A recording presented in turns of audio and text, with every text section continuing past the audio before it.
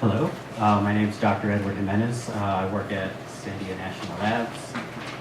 I'm 30 and I already am what I wanted to be when I grow up.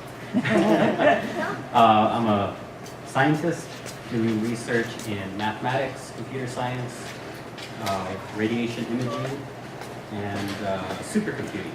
So I was trained as a mathematician. I have my PhD in math. And with that, I decided, okay, now I want to do all of these other things. And because I have math as my background, they said, sure, Edward, go right ahead. I came from a very low-income family in Southern California on the border with Mexico.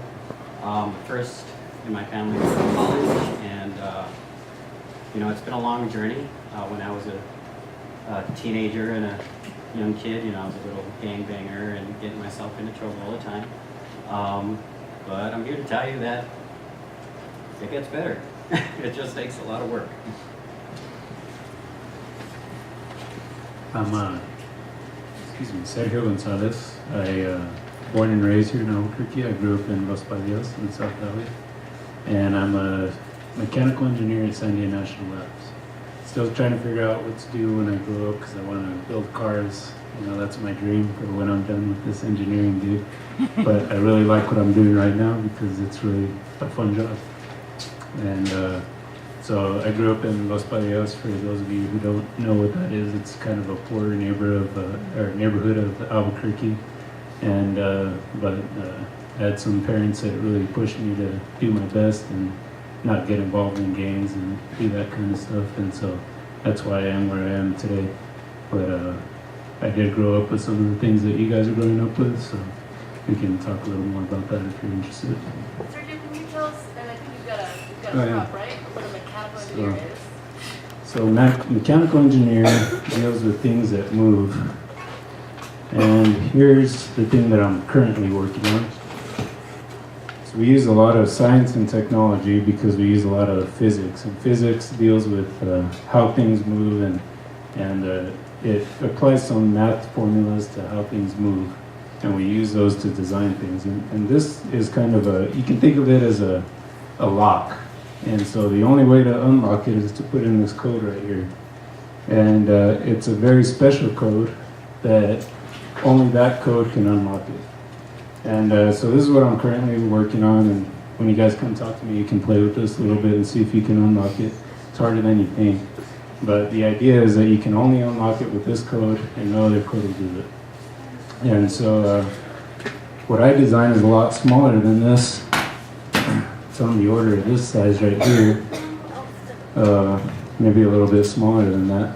But this is kind of an assembly that I work on. This is one that I can actually show you guys. But I'll run this too when you guys come see me because it's a little hard to see. But it's a fun thing to play with, fun thing to design. It's got lots of gears and things inside. And it's a mechanical switch. So it's just like a light switch, you turn it on and it conducts electricity and something turns on. Well, this is a mechanical switch, so you have to put in the right code and then it turns the switch on and then it gives electricity to something. So that's what I currently work on. It's a really fun project. And I've got another project. There's this technology called 3D printing that some of you may have heard about. But it's basically like your printers, your little bubble jet printers at home. Instead of just printing on paper, this thing prints out of plastic and it prints in 3D. And so this is something that you can't make any way except for 3D printing. And it's actually designed with using a computer code to be optimal in torque.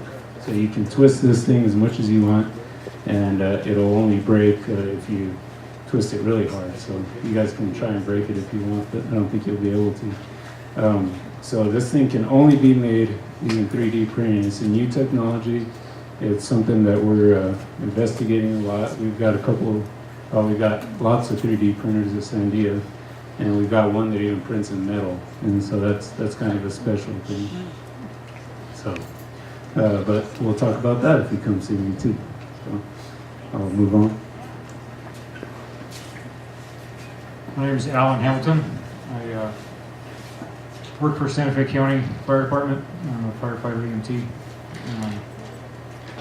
I dropped out of high school when I was 16 and got my GED. Took classes at a community college, but I never finished a degree. I spent a lot of time in my teen years doing lots of drugs and drinking and wild parties, and until I decided I wanted to do something more with my life, and I straightened out and got in shape and got accepted into the fire academy and worked hard in there and learned about emergency medicine and anatomy and physiology and math for growth calculations and things that I didn't think I would ever need or want to know how to do. But, it was pretty cool. Fire science, and physics and chemistry of fire behavior.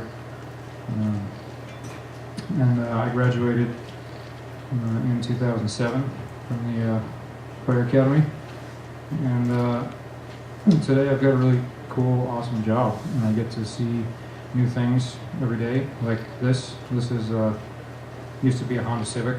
This is from the first car fire I ever bought. A little souvenir. It's science for you.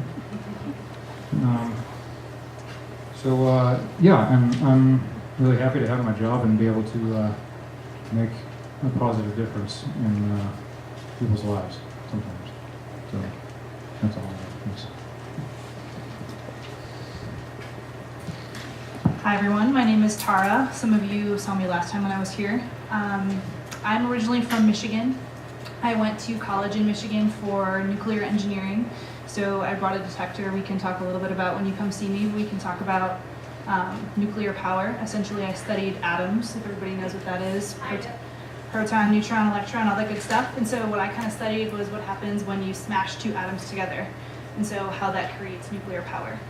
And then after I graduated from college, I worked in Michigan for a year on breast and lung cancer research. So I kind of studied what the best way to treat breast and lung cancer was.